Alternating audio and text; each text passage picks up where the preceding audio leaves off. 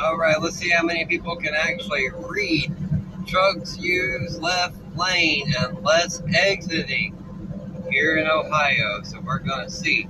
Right now, I see one that is not listening as we approach the construction zone.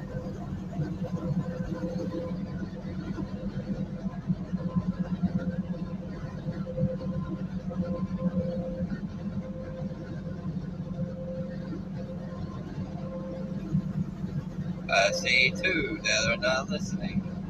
FedEx Steel and Tyson Foods.